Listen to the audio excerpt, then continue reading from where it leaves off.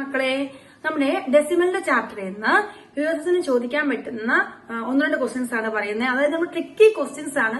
കണ്ടാൽ ടഫാന്ന് തോന്നും, പക്ഷെ ആ മെത്തേഡ് അറിയാമെങ്കിൽ ഡയറക്റ്റ് ആയിട്ട് വേഗം ഉത്തരം എഴുതാൻ വേണ്ടി പറ്റും. ആ ടൈപ്പ് ഓഫ് ക്വസ്റ്റ്യൻസ് ആണ് മിസ് പറയുന്നത്. അതായത് നമ്മളിവിടെ 0.44 ഡിവൈഡഡ് ബൈ 0.11 കണ്ടോ?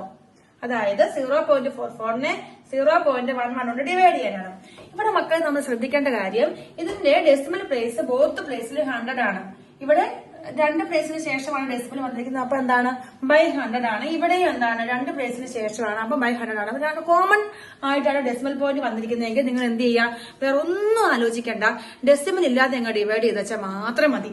അപ്പൊ നിങ്ങൾ ഡിവൈഡ് ചെയ്യുകയാണ്, ഇവിടെ എത്ര ആൻസർ വരിക? 4. അവിടെ വേറെ ഒന്നുമില്ല, 4 ആയിരിക്കും ആൻസർ.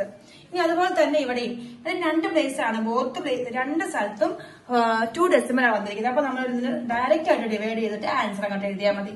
വേറെ ഒന്നും ആലോചിക്കാനോ ഡിവൈഡ് ചെയ്യാനോ ഒന്നും പോകണ്ട.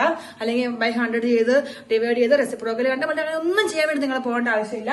വേറെ നോ അതർ, ഓൺലി ഇത് കേട്ടോ. ഡയറക്റ്റ് ആയിട്ട് ഇതിനെ എന്ത് ചെയ്താൽ മതി? 0.55 ഡിവൈഡ് ബൈ 0.11 എന്ന് പറഞ്ഞാൽ 5 ഡയറക്റ്റ് എഴുതിയാൽ മതി. ഇവിടെയോ ഇവിടെ എത്രയാ വരിക? 8. അതാണ് ഡെസിമലിലെ ചില ട്രിക്കുകളാണ്. നമുക്ക് അറിഞ്ഞിരുന്നാൽ നമ്മൾ വേറെ ഒന്നും ചെയ്ത് സമയം നമുക്ക് മെനക്കെടുത്തണ്ട. പക്ഷെ ഇത് അറിഞ്ഞില്ലെങ്കിലോ നമ്മൾ വീണ്ടും ചെയ്ത സമയം നമ്മുടെ പോകും. നമുക്ക് ആൻസർ കിട്ടുമായിരിക്കും, പക്ഷെ നമ്മുടെ സമയം അവിടെ പോകും. അതുകൊണ്ട് ഇങ്ങനത്തെ ചെറിയ ചെറിയ കാര്യങ്ങൾ എന്ത് ചെയ്യുക, മൈൻഡിൽ വെക്കുക, മറന്നു പോകാതിരിക്കുക. ഓക്കെ.